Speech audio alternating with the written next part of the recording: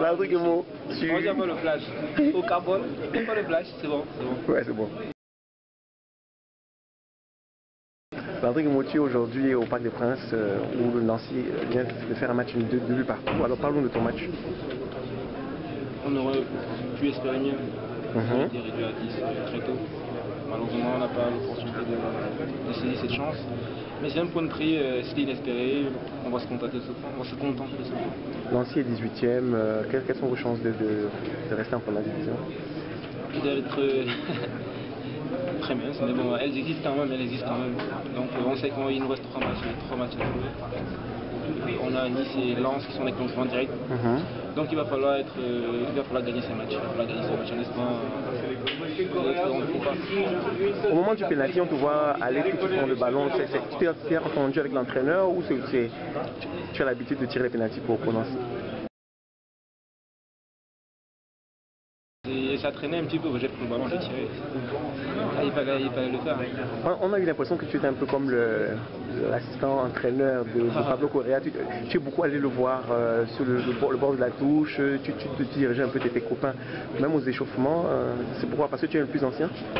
Non, je ne suis pas le plus ancien, mais bon, il faut essayer de galvaniser les coéquipiers. On est dans une situation difficile. Donc j'essaie de faire du mieux possible. Oui, c'est clair qu'hier on a changé de tactique 2-3 fois et il s'avère que le coach, j'étais plus près du coach, il m'a appelé pour m'expliquer à peu près ce qu'il voulait. Comment se profile donc ta fin de saison? Tu restes à Nancy, tu pars? Je suis en fin de contrat à Nancy. Okay. Le plus important maintenant c'est de maintenir le club dans la Ligue 1. Après on verra bien. La situation personnelle c'est on verra bien.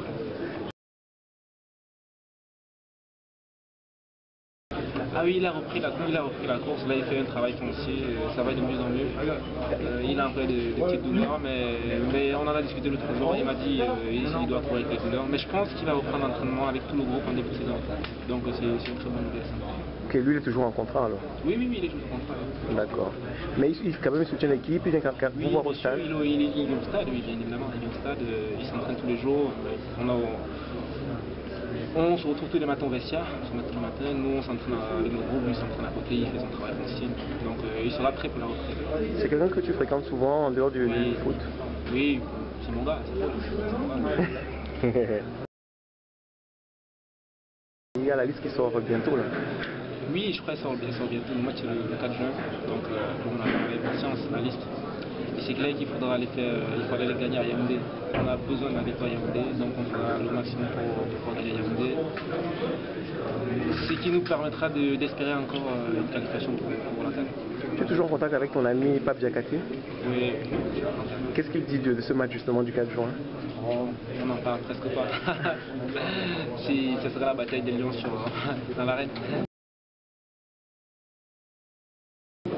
Récemment, l'équipe du Cameroun junior est arrivée en finale de sa Coupe d'Afrique. Est-ce que tu as suivi ça un petit peu? Qu'est-ce que tu en penses? Oui, j'ai suivi un petit peu, mais c'est une très très bonne chose. Et ça veut dire que le Cameroun a une jeune génération qui arrive, une génération forte. Donc il va falloir compter sur eux. Et c'est une bonne chose parce que c'est clair que depuis quelques années on n'avait plus atteindre ces caps de finale ou de gagner quelque chose en équipe de jeunes. C'est très important.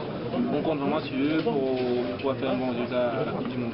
Toi-même, tu as été en Coupe du Monde, mais en Coupe du Monde des 17 ans. Si tu devais donner un conseil à tes jeunes frères qui vont eux aussi en Coupe du Monde, en Coupe du Monde junior, qu'est-ce que tu pourrais leur dire? C'est de continuer à prendre du plaisir. Le foot, c'est clair que c'est notre métier, mais on doit déjà avant tout essayer de prendre du plaisir, tout en respectant les consignes, bien évidemment. Comme d'habitude, au Carbone, l'enfant.